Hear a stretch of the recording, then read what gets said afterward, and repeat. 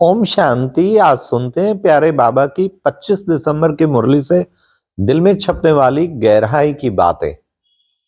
सबसे पहले merry Christmas. Christmas की आप सबको खूब खूब बधाई हो, क्योंकि आज की मुरली में भी बाबा ने कहा कि बच्चे, हाँ, ब्रह्मा है ग्रेट ग्रेट ग्रैंडफादर। दूसरा बाबा ने कहा एक दिन आएगा बच्चे, सभी को ये पैगाम मिल जाएगा, बाप आया हुआ है। भले वो अपने अपने धर्म में भी उनका वो होगा, परंतु शिव बाबा को और ब्रह्मा बाबा को सारे विश्व की हर आत्मा स्वीकार करेगी। ब्रह्मा को इसीलिए ग्रेट ग्रेट ग्रैंडफादर, क्योंकि धर्म पिताओं का भी पिता, और शिव बाबा तो है ही परम पिता।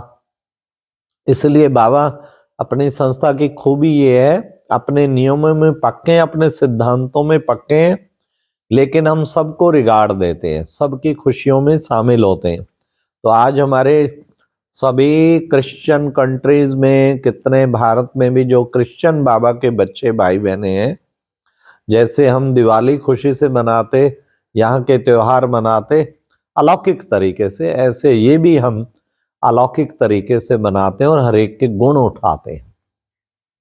अब आज की मुरली में बाबा ने कितना अच्छा कहा कि बच्चे, तुम ये याद की सारी करामात है, इस याद से ही तुम पावन बनेंगे, याद से ही तुम तमो प्रधान से सतो प्रधान बनेंगे।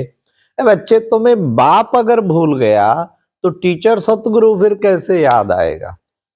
इसलिए बच्चे, बाबा को याद करना है कदम कदम पे। बाप को याद, बाप की याद भूली तो शिक्षाएं भी भूली।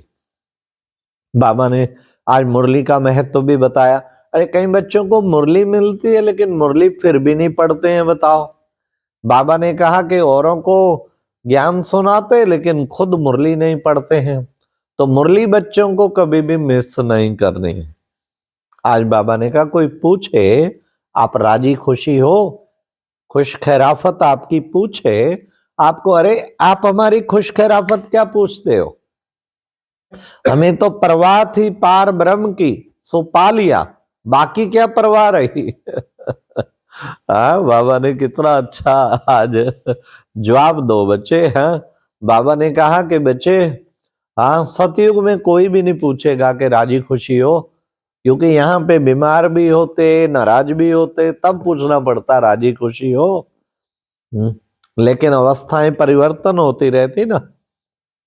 फिर बाबा ने कहा कि बच्चों को क्या करना है। हाँ, आज बाबा ने कहा बच्चों को ज्ञान का तीसरा नेत्र मिला है, तो बच्चे इस ज्ञान के तीसरे नेत्र को यूज करना है। हाँ, फिर बाबा ने कहा बाबा बीज रूप है, सारी सृष्टि का चैतन्य बीज। फिर बाबा ने कहा बाबा ज्ञान का सागर भी है, तुम बच्चों को आके ज्ञान रत्नों से तुम्हारी झोली भरता है।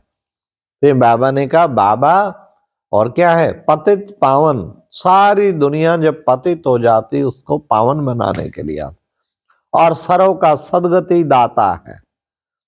तो बाबा की महिमा सारा दिन बुद्धि में, जैसे बाबा नॉलेजफुल है, बाबा ने कहा बाप तुम बच्चों को भी नॉलेजफुल बनाते हैं। आज बाबा ने कहा बच्चों को नशा रहना चाहिए। किस चीज का नशा, हम भगवान के बच्चे हैं, ये भूलना नहीं चाहिए।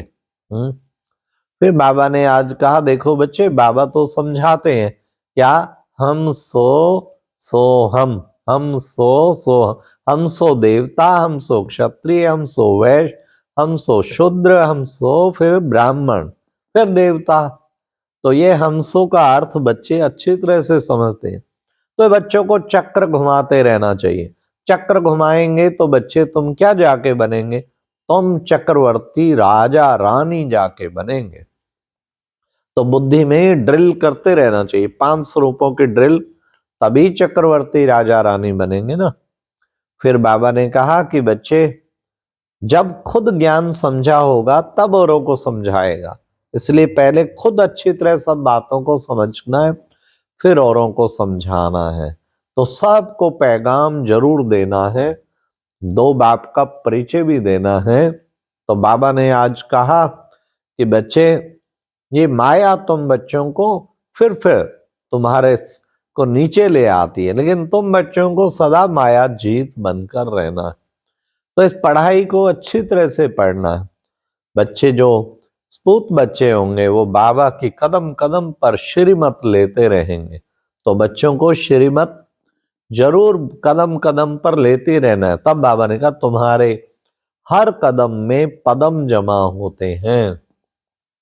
अगर तुम याद भूले, याद के कदम ही नहीं चले तो पदम कैसे जमा होंगे। इसलिए कदम कदम में पदम जमा करने हैं, तब हम क्या बन जाएंगे, पद्मा पदम पति। आज बाबा ने कहा देखो बच्चे, चारों ओर लगाए फेरे फिर भी हरदम दूर रहे। चारों तरफ तुम फेरे लगाते। और आज बाबा का मुरली मंथन हम मॉडल टाउन सेंटर पानीपत से कर रहे हैं। ये वो बाबा का पहला सेंटर है जिसके थ्रू 55 सेंटर और 500 गीता पाठशालाएं खुली।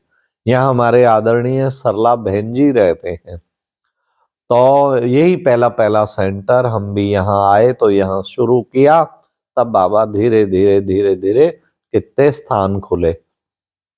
फिर बाबा ने कहा तुम बच्चों को हर समय खुश रहना चाहिए।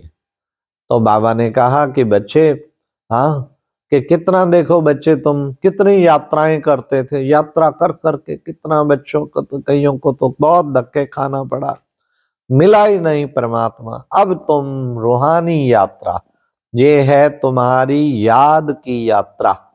इसको बच्चे अनादि यात्रा कहते हैं। अनादि है ना, इसका कोई आदि नहीं। तो हाँ बच्चे, कलप कलप तुमने ये यात्रा की है। फिर बाबा ने कहा तुम बाबा से, अब तुम बाबा, तुम्हें कितना खुशी होनी चाहिए, तुम्हें बाबा विश्व का मालिक बना रहा है।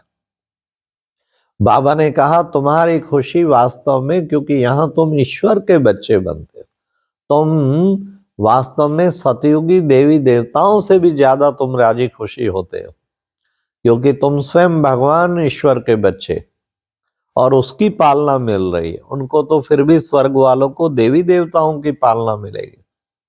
तो बाबा तुम्हें स्वर्ग का मालिक बना रहे हैं। तो बच्चों को बहुत खुशी में झूमना चाहिए कि हमें स्वर्ग का मालिक बना रहे हैं।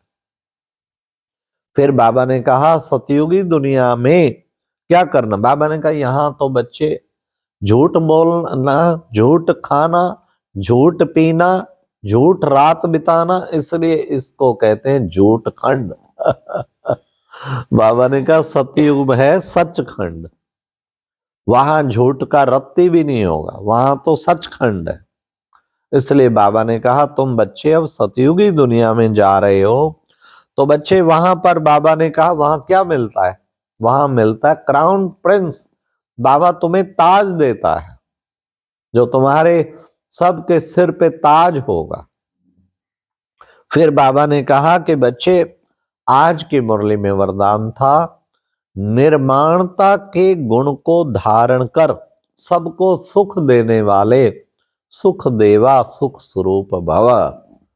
जब भी निर्माण चित्त होते हैं ना हम, तो उससे सबको सुख मिलता है। जितना हम्बल बनेंगे सुख मिलेगा। हमें सदा हम्बल रहना है। ह्यूमिलिटी बहुत बड़ी चीज है। निर्माणता का गुण सदा ही श्रेष्ठ जीवन बनाएगा। तो निर्माण चित्त बन के रहना है। तो कितना कहते हैं ना, फलानी वृक्षा नमंती, फल वाले वृक्ष झुके होते, गुणानी ही जना नमंती, सज्जन पुरुष भी झुके होते। दुष्ट पुरुष और सूखा वृक्ष टूट जाएगा, झुकेगा नहीं। तो हमें इससे हमेशा डाउन टू अर्थ होना चाहिए। निर्माण आत्मा को ही सब मान देते, जितना निर्माण होंगे उतना ही सम्मान मिलेगा। अहंकार वाले से सब दूर हो जाते। तो इस निर्माणता के गुण को धारण कर सुख देवा सुख स्वरूप भव बनो। फिर आज बाबा ने स्लोगन में कहा, ज्ञानी तो आत्मा वह है जो आत्म अभिमानी है। सबसे बड़ा ज्ञानी वो जो आत्ममानी होके रहता है। तो हम हर वक्त इस देह को, इसमें कर्म करते हुए ये याद रखें कि मैं आत्मा इन आंखों के द्वारा देख रही हूं, कानों के द्वारा सुन रही हूं, मुख के द्वारा बोल रही हूं। तो मैं आत्मा ज्योति बिंदु हूं, ये हर वक्त याद रखो तो ज्ञानी आत्मा बन जाएंगे। अच्छा, ओम शांति। ये थी आज की मुरली से दिल में छपने वाली गहराई की बातें। ओम शांति।